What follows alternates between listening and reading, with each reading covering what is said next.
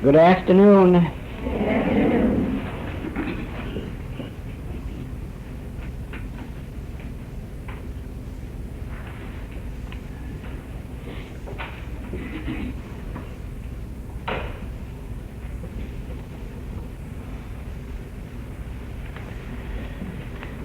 Our subject this afternoon is spiritual healing. And you might add spiritual, or rather treatment in spiritual healing.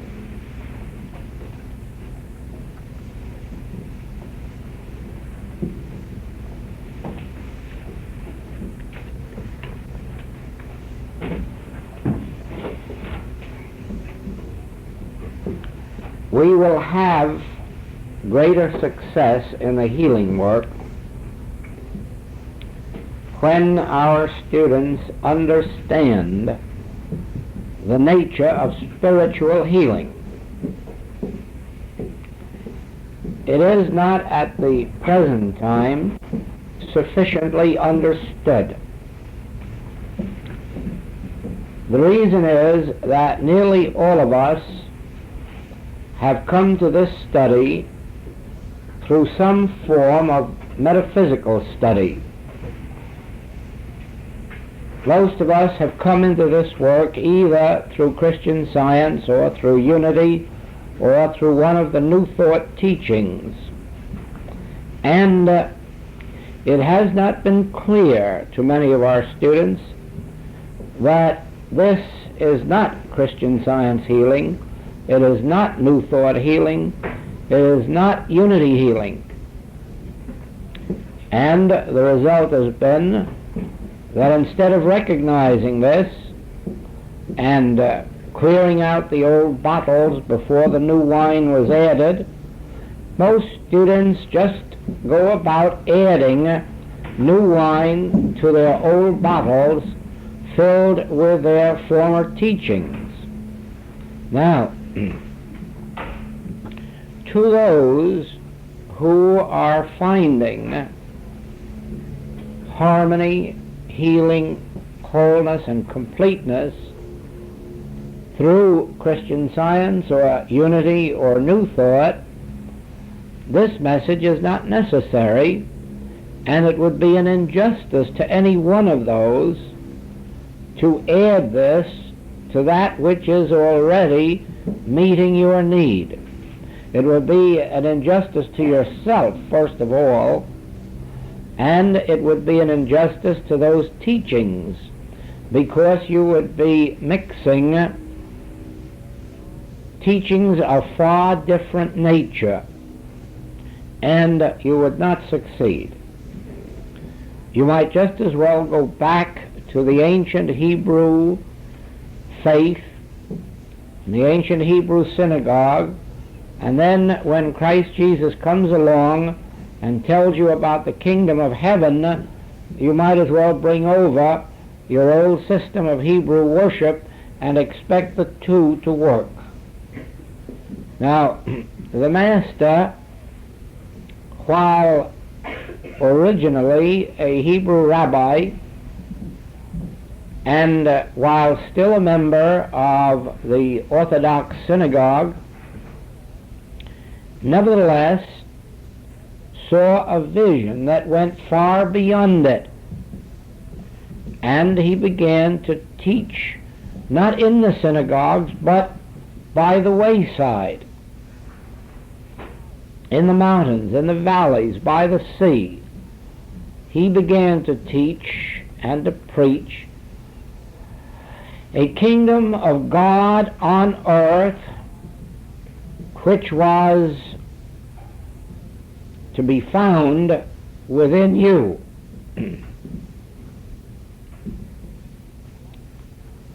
To rightly understand that, it would be necessary for one to be able to clear out of themselves their old Hebrew teachings in order to be able to accept the new.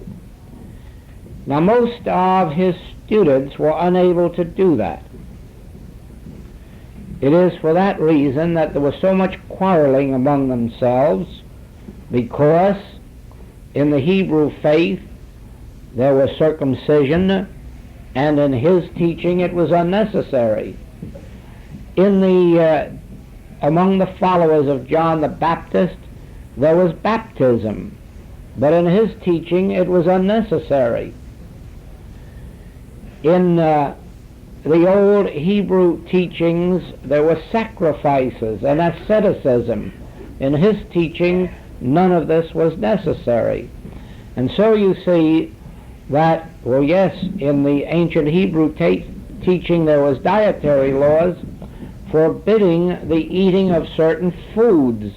And you probably remember the terrible experience that his disciple Peter had when he was confronted with a dream in which a large sheet was lowered before him, in which were pigs, and he was told to kill them and eat. Now, ostensibly he was a Christian, but in that moment he showed clearly that he was still not only a Hebrew but a very good one, because he just rebelled at the idea of eating the meat of pig, which was filthy. But in his dream he was taught a great lesson, that you have no right to call anything unclean that God made. And so it was that as he came out of that dream, he was not so much a Hebrew, now he was beginning to understand the meaning of being a Christian. Well, in the same way, in those early days, no one could be admitted into the Christian faith unless they first became a Hebrew. The disciples would not have anything to do with anybody in the Christian religion unless they were first good Hebrews. And so Peter learned that this could no longer be if he was to really and truly embrace Christianity. And so when Cornelius, the filthy Gentile, sent for Peter and asked instruction, Peter now understood the meaning of Christianity. There is neither Greek nor Jew, bond nor free. We are all one in Christ Jesus. And he went and taught Cornelius and his followers, and the Holy Ghost descended upon them, and he found then that you didn't have to be a Hebrew in order to receive God's grace. No, he learned then that one could be a Christian without being a Hebrew, and that one could be a son of God without embracing the forms and rituals of the Hebrew church. And so it was that the disciples always were at war with each other on that very point. How much of Hebrew teaching should we carry over into this new, or can we renounce it all and start out as Christians? Ultimately, the latter one and the Hebrew part of the rituals, ceremonies, rites, and so forth were dropped, and the teaching became more pure from the standpoint of the approach of the Master. Now,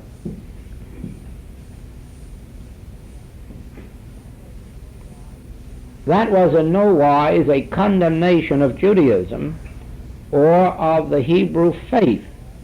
It merely was a branching out into another revelation. So it is. Christian Science, unity, New Thought teachings have met the need of many people, and undoubtedly still are meeting those needs.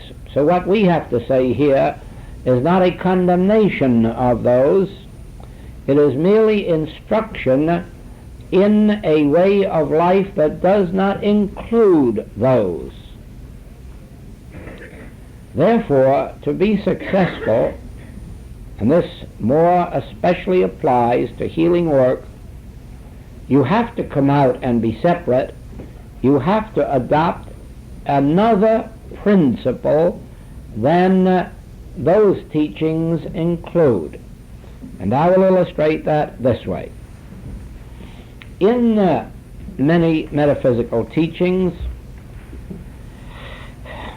it is considered that there is a mental cause for a physical disease. So that if you have rheumatism, it may be that resentment caused it, and if you can get rid of resentment, you would get rid of your rheumatism. Some other diseases may have their cause because you are not sufficiently loving or forgiving, or some other divine quality is lacking. In any event, disease is associated with a mental cause. Now, back in the Materia Medica days, all disease had a material cause. And it was with the advent of the early metaphysical teaching that disease began to have a mental cause. And now I can say to you that the premise of Materia Medica was wrong. Disease does not have a material cause. And I can say to you that the metaphysical premise, while a step beyond the material, is also wrong. There is no mental cause for physical disease. And those who are still working from that approach will not make headway if they are trying to do it through the infinite way literature.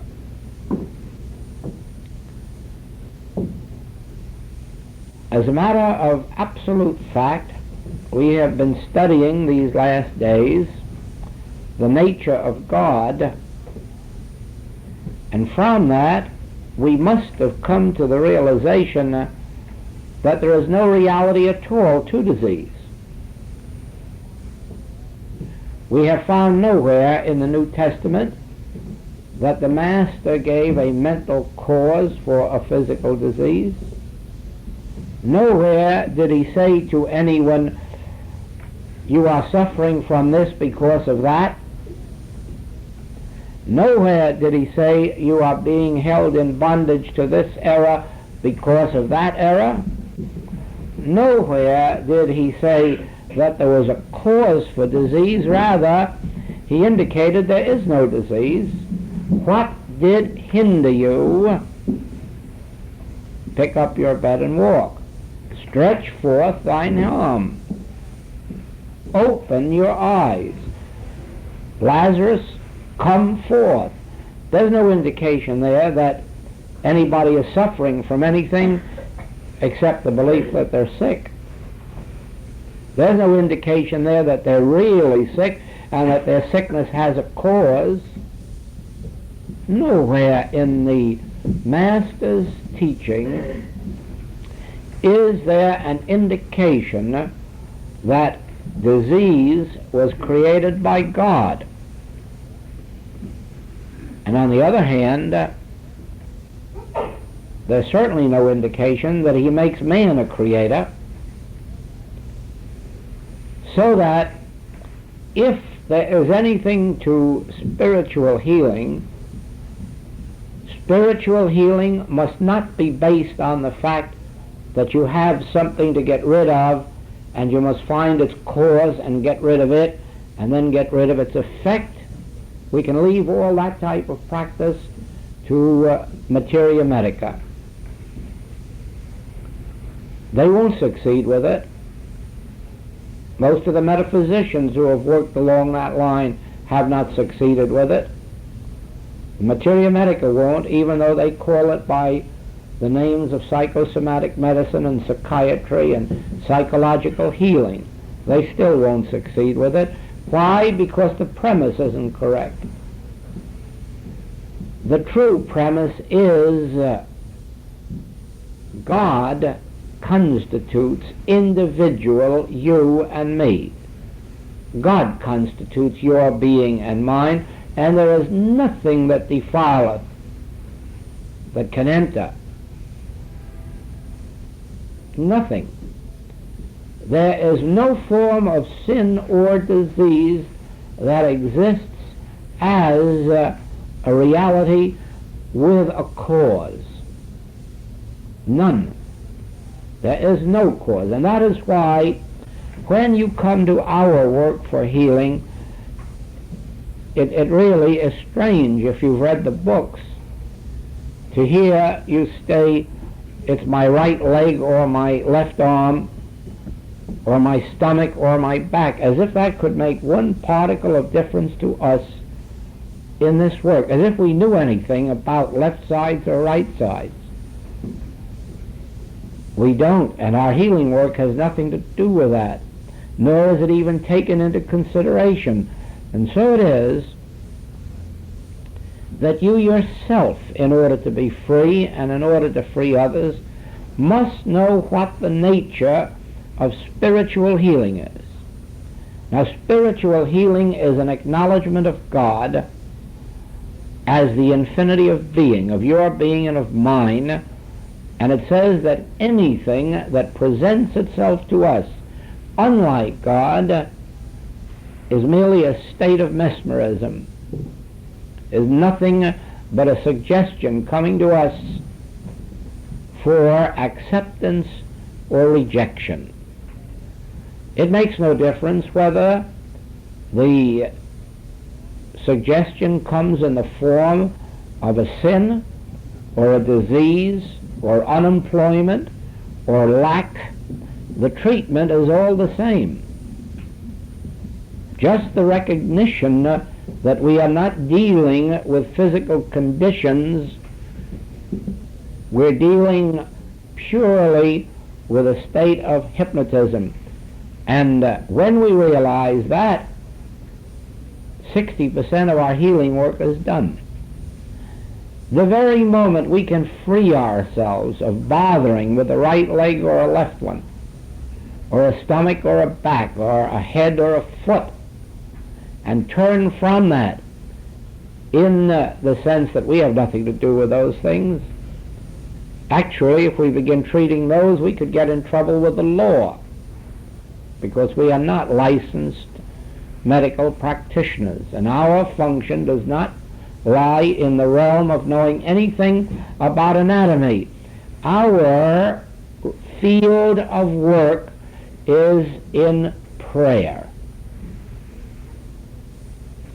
Spiritual healing has nothing to do with bodies. It has nothing to do with unemployed people or poor people or homeless people or friendless people. It has to do with prayer. That's what our practice consists of. Prayer. Now, prayer is our conscious communion with God. Prayer is our ability to attain conscious oneness with God. Prayer is our ability to be receptive and responsive to that which is called the still small voice, or the spiritual impulse within us, or the Christ. That's what our field is of work. Our field of work is prayer, spiritual communion with God, in which all of these appearances, discords, inharmonies, and so forth, naturally disappear. As long as your thought is hypnotized to looking at a body or a pocketbook, you will not break the mesmerism that gives you your freedom. As long as you are trying to treat the body or find a cause for sin or disease or lack, you will be in the very dream that you're trying to break. It would be very much like dreaming that you're drowning in the water and calling out for someone to drain the ocean dry so that you could walk ashore. It just could not be done, and it isn't necessary. To be saved from drowning, it would only be necessary for someone to wake you from the dream and learn that you're not in the water. It is only necessary in spiritual healing from someone to wake you from the mesmeric dream of human existence, and then you'd find that you really weren't in even the hot water that you believe that you have been in. No. No, spiritual healing is a realization of God. It is a spiritual realization. It is an inner communion with the divine, in which or through which the assurance comes to you God is on the scene, and then these illusory pictures begin to disappear. Now, if you continue, when someone asks for help, to say, oh, I know, that's because you're so unloving, or that's because you're so unreasonable, or that's because you haven't enough gratitude, you're just going to be imprisoned in the very dream that you would like broken. When you are called upon for help, whether for yourself or another, and you instantly realize, I can't accept this, cause or effect. This is the temptation of the world. The Master says, I have overcome the world. I have overcome the world. He evidently didn't overcome your world or mine. He merely overcame his world. And he overcame it by learning the nature of that with which he was dealing. Now, he didn't try to find the cause for Lazarus' death. He didn't try to find the cause of Peter's mother-in-law being ill. Nor did he say that it's old age, because he went right over and woke her up out of the dream and brought her back.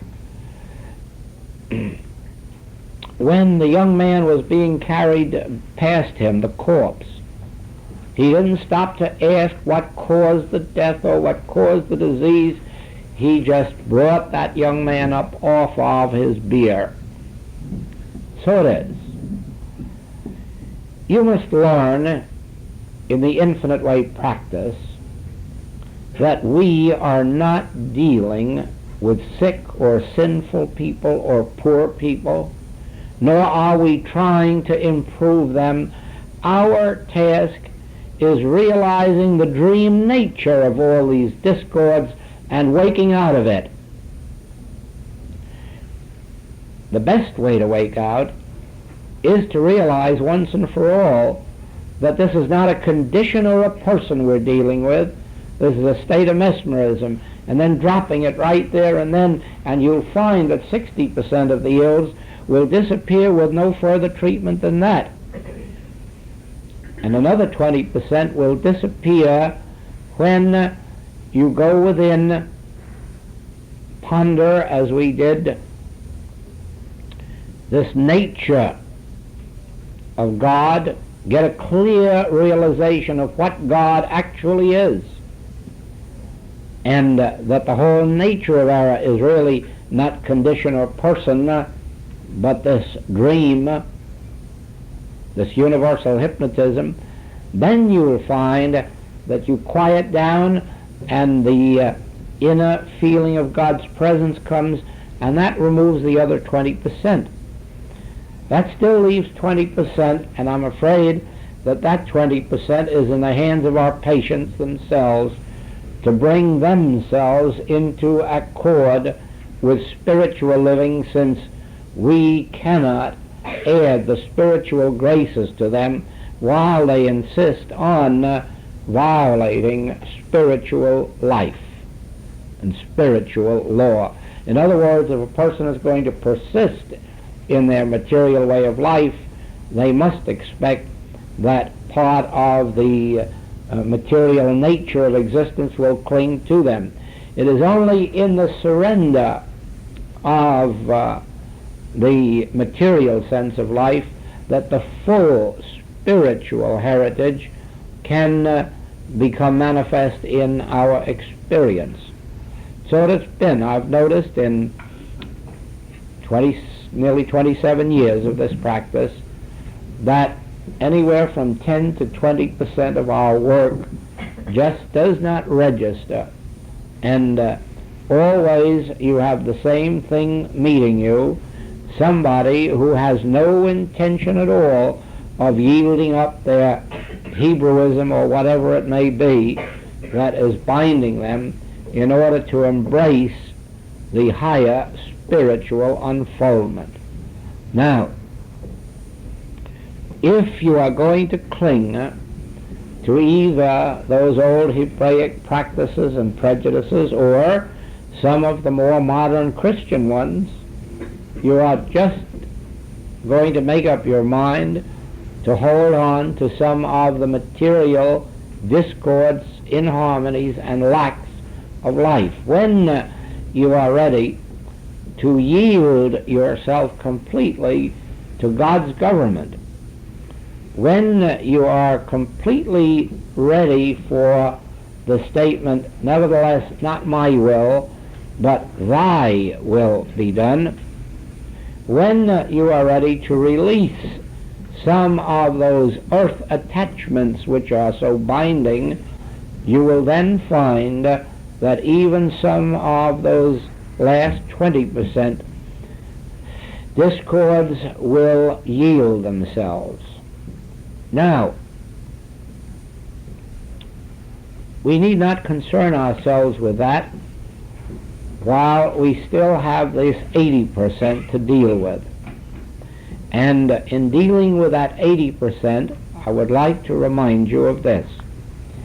When called upon for help, whether for yourself or for others, immediately remember, this has nothing to do with a person or a condition. This is what was called Adam dream or fall of man.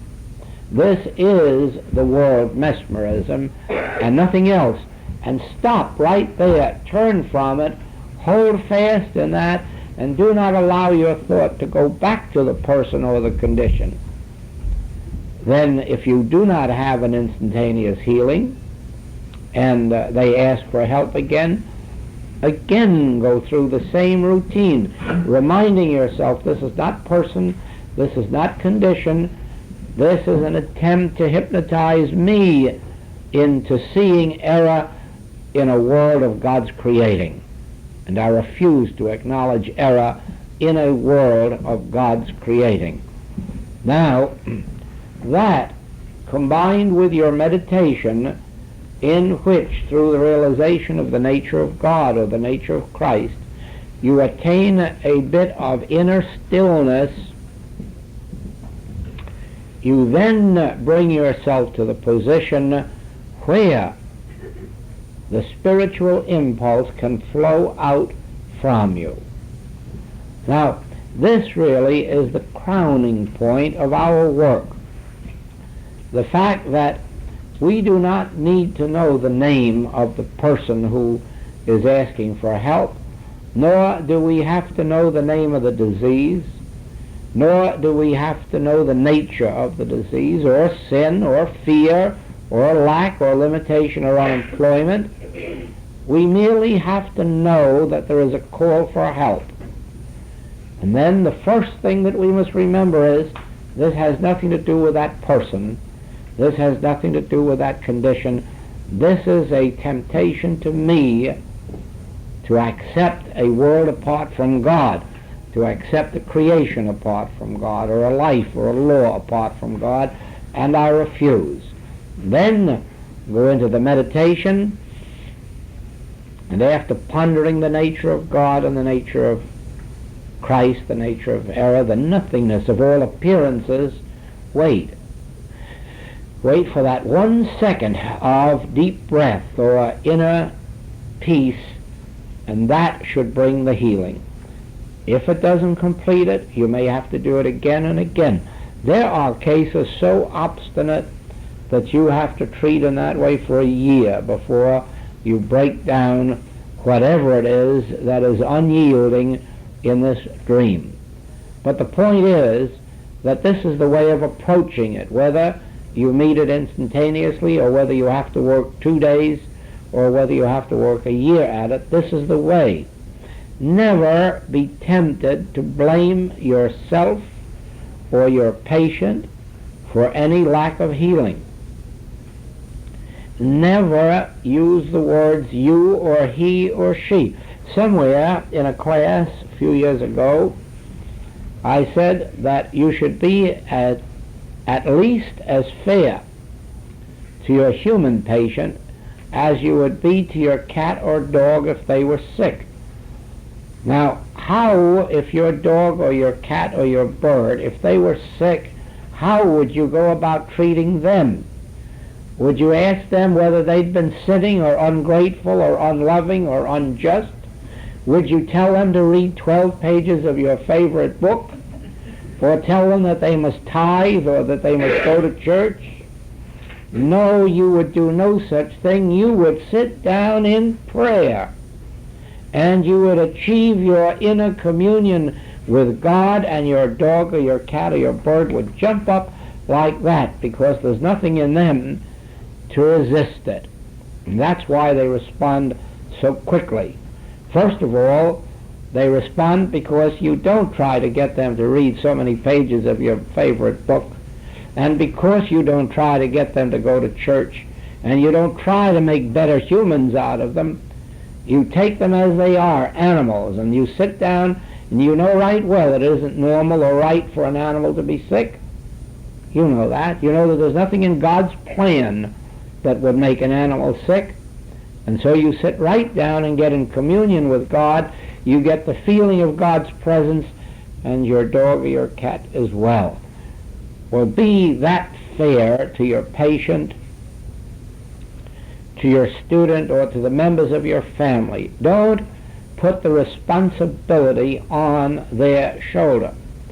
Now, that doesn't mean that you can go up and down this world healing everybody that you would like to have well. Oh no. Everyone has a right to be as sick as they enjoy being sick. Everyone has the right to select their own method of cure, even if it kills them. And I'm sure you've heard people say, or you've heard it of people, that I would rather be dead than live through Christian Science or Unity or some other truth teaching.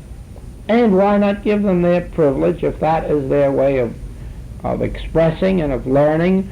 It isn't going to harm them, because there is no such thing as permanent death to anybody. It's only another experience.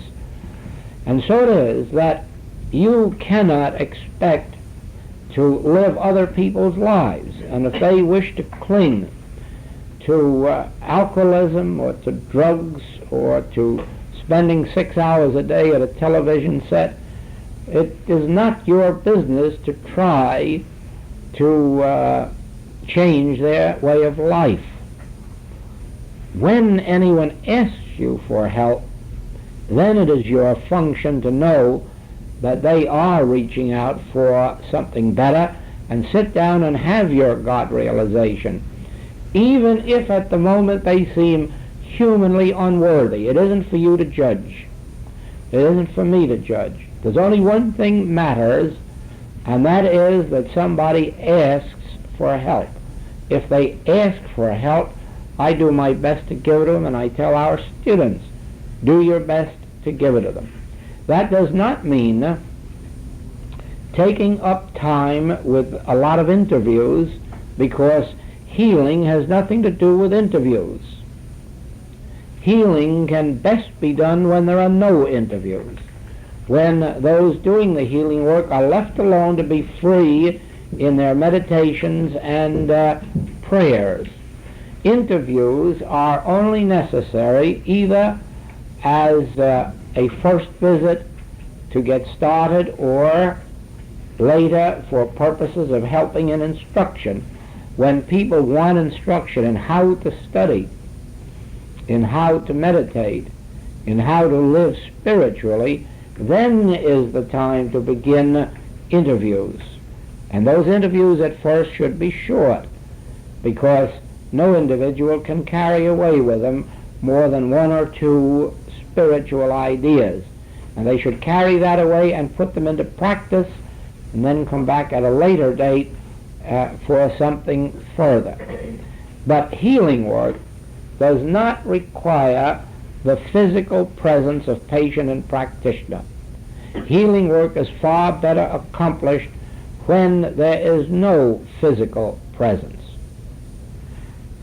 There are a few exceptions to that rule, and those each one that works must find for themselves. Sometimes I have found that when there is no response through absent work, that an occasional present treatment does wonders. But that is not in all cases. Thank heavens, because so many of our patients and students are scattered around the world, and there'd be no hope for them if physical presence were necessary. Now, this represents a very sharp cleavage between what you may have been studying in metaphysics and what you will attempt to practice now. And so you must realize that there will be a period of perhaps inner discord or turmoil until you have practiced this sufficiently as to have come into the rhythm of it. After a very short while, it is a simple thing to be able to snap your finger that way and say, this is not a person and this is not a condition, this is just this old world belief. And then turn right away and go on with your work. Or it becomes simple to realize that and then sit down and have a period of quiet meditation until you have this inner assurance. Now that is the way healing work is conducted when it's properly conducted in the message of the infinite way.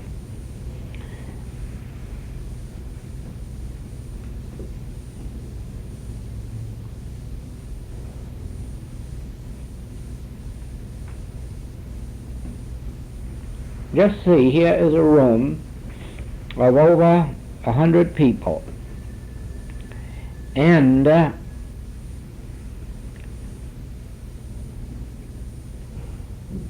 supposing spiritual healing were dependent on each one stating their problem and then finding a cause for it, and then getting them to change and wipe out that cause, do you not see that it would take a practitioner just about the rest of their span on earth to help this 100 people, and by then most of them would be beyond the need of help? Actually, there is no reason why anybody here needing healing or help cannot have it, and have it instantly or quickly through this unfoldment, because we do not treat 100 specific people. We treat the case as it is presented to our consciousness. Now, presented to me right now are over 100 different people, and that isn't the truth. That too, you see, is one of these atom dreams. There is only one life in this whole room, and there is only one mind, and only one soul, and only one being, and only one state of being, and that's spiritual. That's all there is in this room. God itself made individually manifest. The very life of God itself expressed. And it only requires us to recognize that any appearance contrary to that is a part of this vast mental illusion. Watch this and watch it carefully.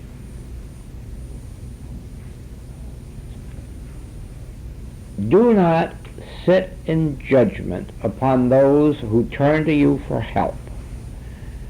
Do not criticize. Do not condemn. Do not tell them if you did this or if you did that or if you did the other, or you must do this or you must do that.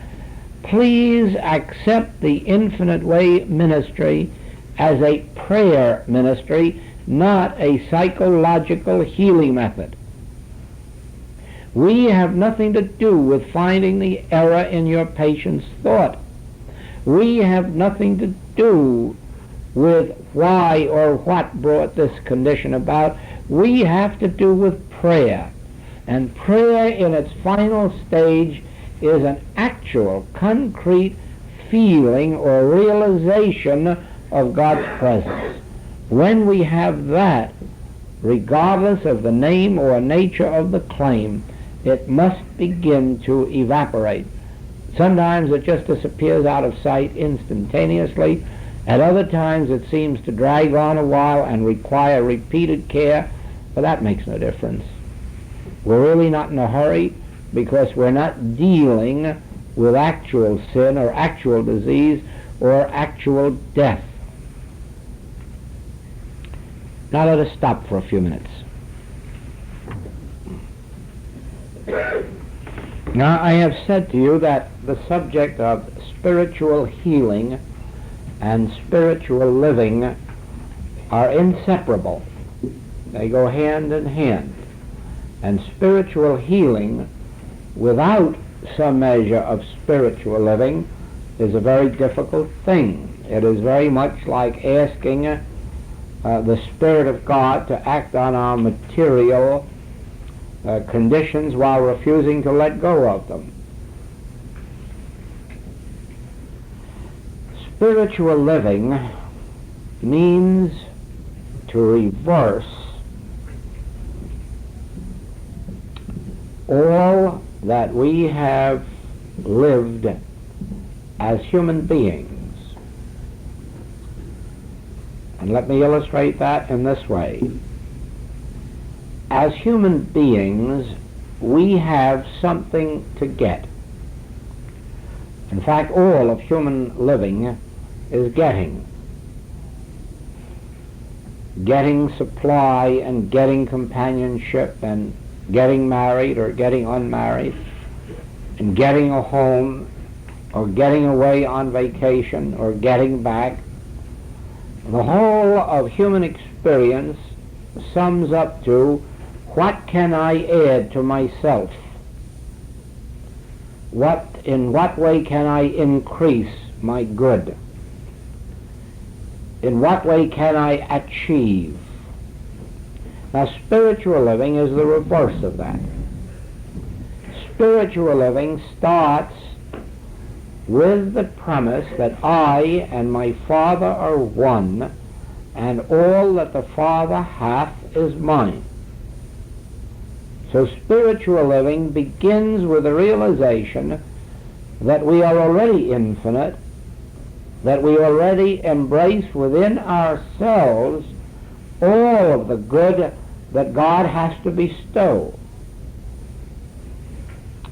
Now that immediately cuts off all desire to get, to accomplish, to achieve. And it brings up the next question, how am I to come into the living experience of having all that?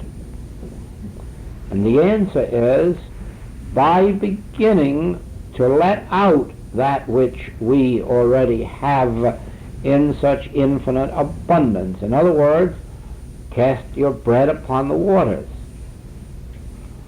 Or, instead of seeking love, go out and love, be loving. Find some way, some place, somehow to express love. Instead of seeking cooperation, begin to give cooperation. Instead of seeking blessings, seek to bless. Instead of seeking to get, seek to give. It makes no difference whether we begin with pennies, nickels, or dimes. It makes no difference if we begin with 15 minutes of service to someone in need of our service or an hour. What counts is that we make the acknowledgement that all that the Father hath is mine. Right now, the place whereon I stand is holy ground. Nothing need be added to me. I am this instant in one of those many mansions of the Father.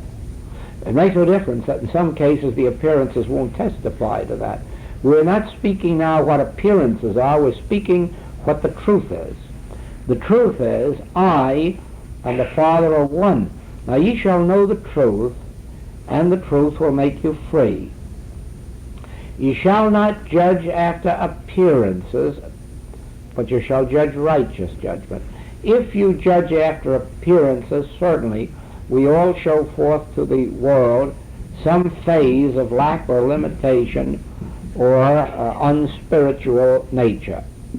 But let us ignore that for this moment and make the acknowledgement, I in my true being, I in my true identity, I and my Father are one.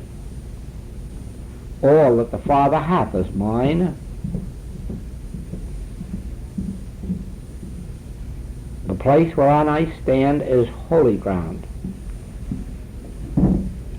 God's nature fulfills me. It fulfills all mankind.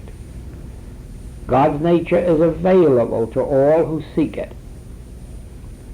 God's will is done in earth as it is in heaven, and there is no other will. God's will is the only will. All else is a part of that mesmeric dream. God's will is the only will being done on earth as it is in heaven. Here and now, God's presence fulfills me. God's presence is the fulfillment to my whole life. If I were to experience the realization of the presence of God, I would have my whole life fulfilled. Therefore, our whole aim is to get nothing, acquire nothing, achieve nothing except a continuous realization of God's presence. That must be done 3 times a day, 4 times, 5 times a day. As many times as we can find 2 or 3 minutes to steal away alone, we should sit down just for the realization of God's presence. Thy grace is my sufficiency in all things. Thy grace is omnipresent where I am. It is not absent from me. It does not have to be attained. It has to be realized.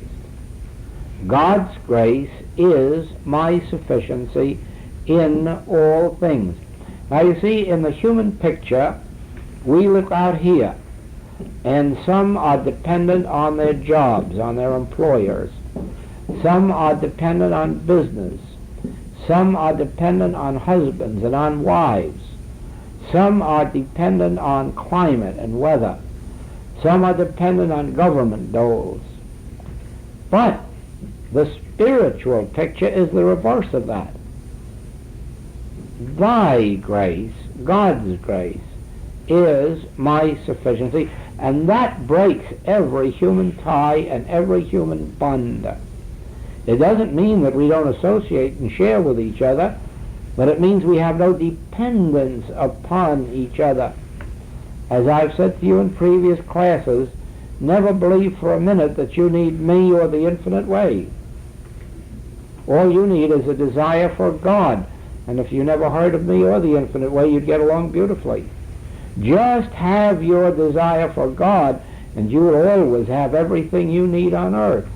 You won't need a teaching or a teacher. You'll have the very kingdom of God realized within yourself. The only function I play in your life, or the infinite way plays, is to bring back to you this age-old truth that right now the kingdom of God is within you, and all that God is you are, and all that the Father hath is at this very minute yours. And you're free. You have no dependence on man whose breath is in his nostril, no dependence on teacher or teaching, no dependence on books.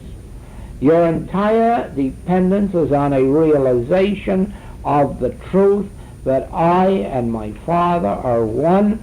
All that the Father hath is mine, and any claim to the contrary is a world dream, a world belief, a world hypnotism, and by recognizing it I become free of it.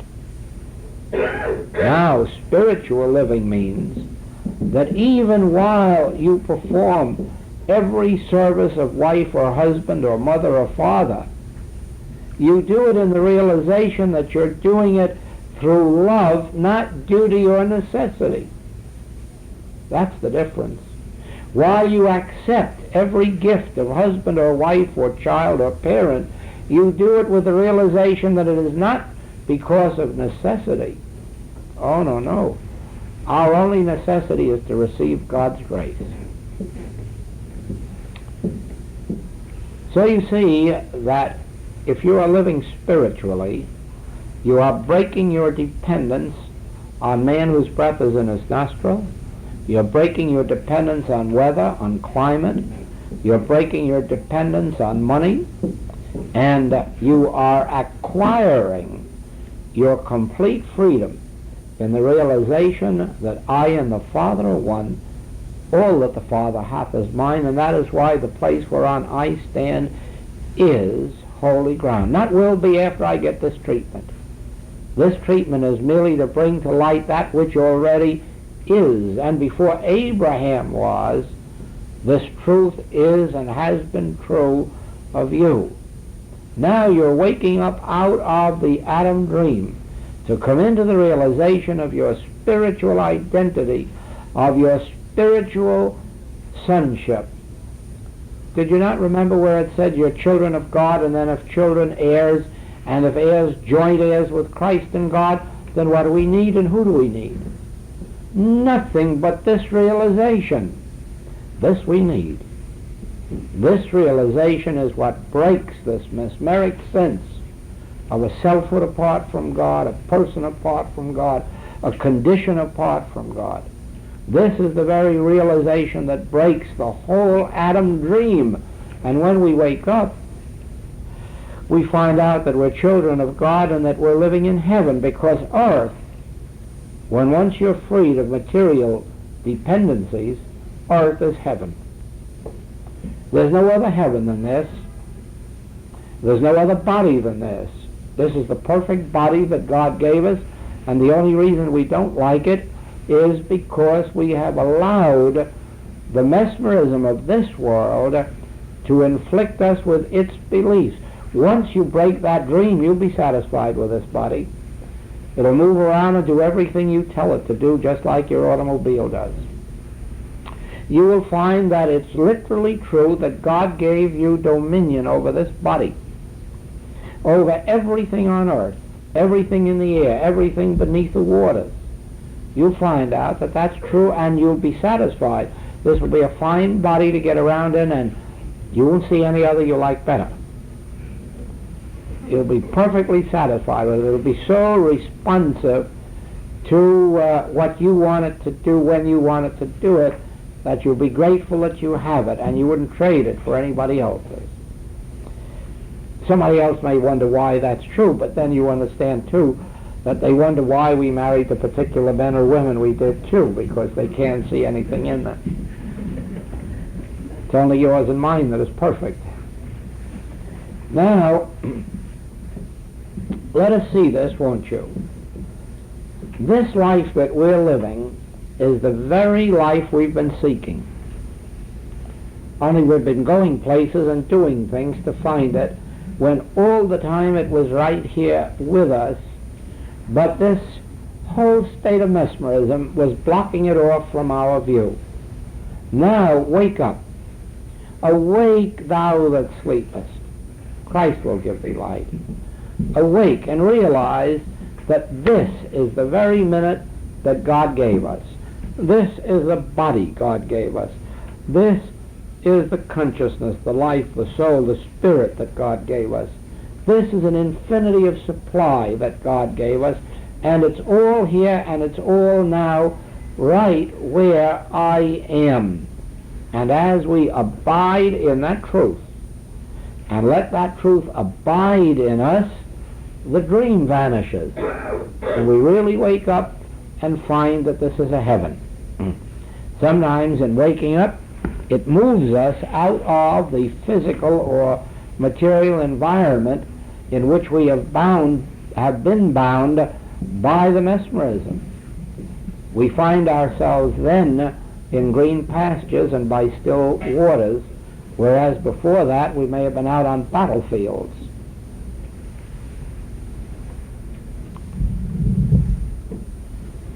Now, as you read the Infinite Way writings, won't you please try to understand what the message is. It is not the healing of minds or bodies or pocketbooks. It's not physical healing or mental healing. It is a waking out of a dream and finding that now are we the sons of God. That's the essence of this message. And that's why it is that when you come to our practitioners, you don't have to worry about telling them your name. I've told them that in many cases you don't give them your right name anyhow. Maybe your maiden name or your marriage name or your second marriage or third marriage. Probably by now some of us don't even remember which our right name is. We're just using the one that's handiest. We don't worry about names in this work, nor do we worry about the names of your disease, since not even you really know the name. As a matter of fact, you would have to go to some mighty great diagnosticians to find out the right name, and even then they're going to quarrel about it. So what's the use of telling the practitioner the name that you happen to like at the moment, when I'm sure that after you were cured you could find a dozen doctors to say you never had it? No, one thing only, if you are a practitioner, be sure of this, that when you're asked for help, you don't delve around into a lot of human history and snap it right quickly with the idea that this is not a person or a condition, this is a hypnotism.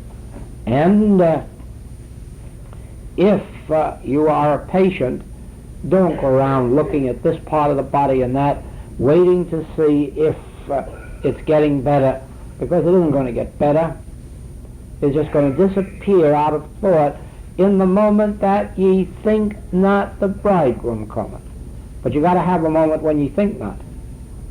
Certainly when ye think not about the body or the pocketbook. And that's about as much as we can carry away with us today. Thank you.